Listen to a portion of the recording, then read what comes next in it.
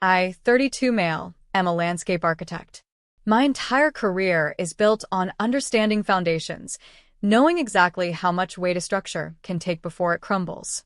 I've spent years looking at soil samples and blueprints, but I completely missed the rot spreading through the 3-year relationship I had with my ex, 30 female.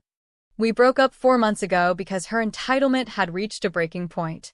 She'd spend our joint savings on spiritual retreats, and then demand I pay her brother's legal fees, calling me selfish whenever I set a boundary. When I finally ended it, she told me I was lucky she had even tolerated me. I thought that was the end of the chapter. I moved on, focused on my projects, and started feeling like myself again. Then, 3 weeks ago, I received a handwritten letter with a photo of a positive pregnancy test.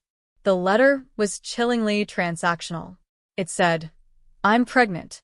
It's yours, and we need to co-parent. I know we're over, but you owe it to this child to provide stability. I've already found a house with a yard in the suburbs. You'll need to sell your apartment to cover the down payment. It's the least you can do after wasting my time." I didn't panic. I didn't feel that punch in the gut people talk about.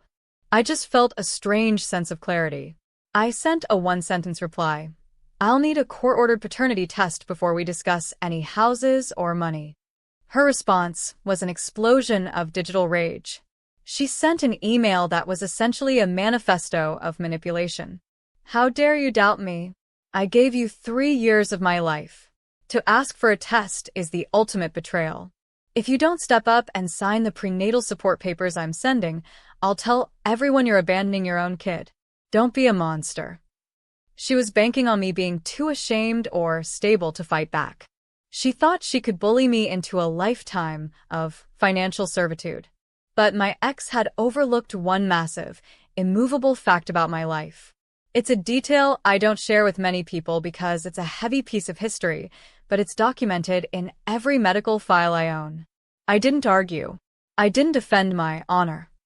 I simply scanned a 3-page medical report from my time in the oncology ward as a kid and hit reply. I wrote, "I've attached my records from age 12. The chemotherapy and radiation for my leukemia left me completely sterile. My sperm count is 0. It is biologically impossible for this child to be mine.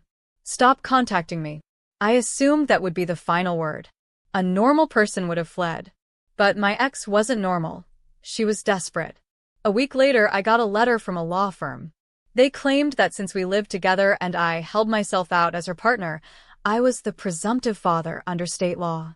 They argued my medical records could be outdated or fraudulent and demanded immediate equitable support for her prenatal care. They were trying to use the legal system to extort a man who literally could not have fathered the child. I hired a family law attorney who is essentially a shark in a suit. He looked at the letter and laughed. "She's trying a detrimental reliance play," he said.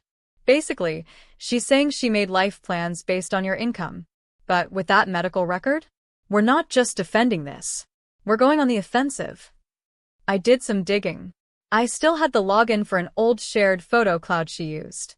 I found a folder from 5 months ago, right in the middle of our cohabitation. It was full of photos of her and her brother's best friend at a hotel 3 hours away. But the real smoking gun was a PDF she'd drafted herself. It was a letter to the brother's friend, asking him for a private settlement to keep his name out of the pregnancy drama while she handled me for the long-term support. She was trying to double-dip. She wanted a lump sum from the real father and a lifetime of child support from me. My lawyer sent a response that must have felt like a lead pipe to her legal team. We didn't just deny paternity. We countersued for attempted grand larceny by trick and intentional fraud. We included the hotel photos and her secret paternity agreement from the cloud. We also notified her lawyer that we would be filing for Rule 11 sanctions, which essentially means the lawyer could get in trouble for filing a lawsuit he knew was based on lies. Within 24 hours, her lawyer withdrew from the case. He wasn't going to risk his career for a client who was trying to sell a baby to 2 different men. But I refused to settle quietly. I wanted a hearing. I wanted the truth on the record. In the mediation room, she had the nerve to show up in a maternity dress, flanked by her brother. Her brother tried to act tough, saying, Just give her a six-figure payout, and we'll go away. Think of your reputation. I don't have to think about it, I said, sliding the folder of her retreat photos across the table. But you should think about yours. Your best friend gave us an affidavit this morning. He knows he's the father, and he's already agreed to a DNA test. My ex's face went gray. The entitlement vanished, replaced by a frantic, ugly desperation. It's not fair, she screamed. You have the money. You have the house. Why shouldn't you help me? You're so cold. I'm not cold, I said. I'm just grounded in reality. You tried to turn a child into a paycheck. That's not a mistake. That's a crime. The fallout was total. Because I didn't sign a non-disclosure agreement, our mutual friends found out everything.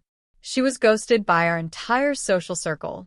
The real father ended up suing her for full custody because he didn't want his child raised by a woman who tried to blackmail him. And since her original lawsuit was found to be in bad faith, the judge ordered her to pay every cent of my legal fees, which amounted to nearly $50,000. I saw her one last time when she was served with the final judgment. She looked hollow. She tried to tell me I ruined her life. No, I told her. I just looked at the blueprints you gave me. You built your life on a lie, and you're surprised it didn't hold up. I'm back to my parks now. My life is quiet, stable, and most importantly, honest. I might be sterile, but I've learned that the consequences I produce are very, very real. If you think this was a fertile victory for justice, make sure to subscribe. I promise my content is 100% mine, no DNA test required.